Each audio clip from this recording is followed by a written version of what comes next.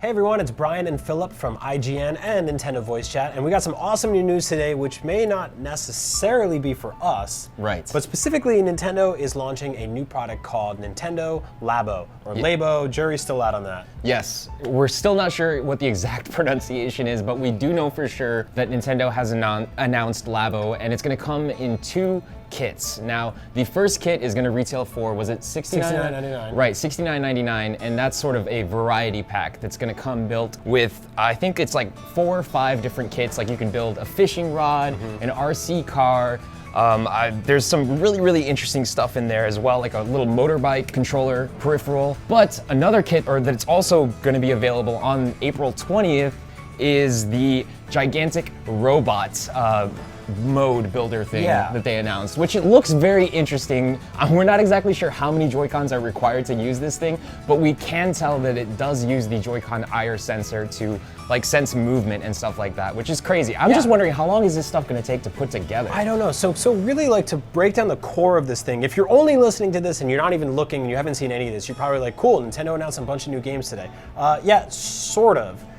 All of these games work in conjunction with flat cardboard kits that you physically have to build yourself. And I think for a lot of people, you know, they want kind of high-end video game controllers. They want sturdy, they want good ergonomics, they want that pro controller, they want all that good stuff. The idea of making your own controllers out of something as cheap and flimsy as cardboard sounds kind of ridiculous. Yeah. But it's not really for us. Like, kids love building stuff. Kids love painting stuff and drawing on stuff and putting stickers on stuff and putting stuff together. That's a very big tangible idea to all of the sort of stuff that children play with.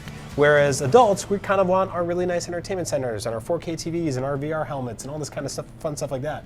So I find this fascinating, weird, bizarre. I think it's completely on brand for Nintendo as a 100-plus-year-old crazy, insane toy company. Oh yeah, totally. But like, it puts us in a weird spot because when you watch this trailer, were you like, I can't wait to build these?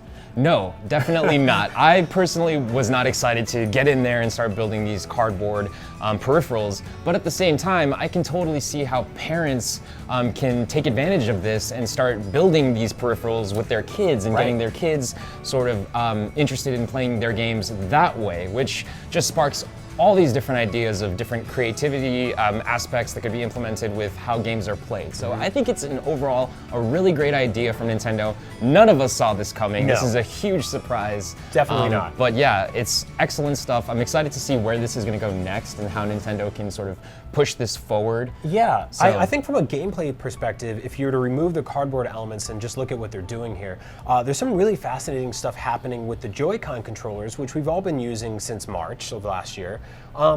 That we didn't ever really see coming before. Like, for example, the IR sensors, when plugged into the side of this piano kit that you can build out of cardboard, which will take like 3 or 4 hours to build, depending on how you push down the keys, that is being sensed by the side of the IR panel on the Switch Joy-Con, and it's basically understanding stuff like velocity. And then tilting and twisting knobs in the side of the piano, you can change like note range and stuff like that. So that's pretty fascinating and really interesting stuff from a gameplay perspective, although it's all because of cardboard stuff that they're using. So I find that really weird, but it's kind of exciting from those perspectives. Yeah, exactly. I mean, I really think that Nintendo definitely is playing with some new ideas that we haven't seen before, especially in the realm of video games. But like I said, I mean, I think that this has some really big potential, and I'm excited to see how much further they can really push this idea and what new ideas can really spawn from this in general. So it's $70 for one kit, $80 for another. You're probably saying that's really expensive, but it does come with a physical copy of a Switch game or software, something that interacts with the cardboard you're building. So that if you do get, you know, your grubby hands all over this cardboard or you knock a whole bottle of wine on it, it happens. You could probably replace it for just 10 or 20 bucks, at least the cardboard side of things.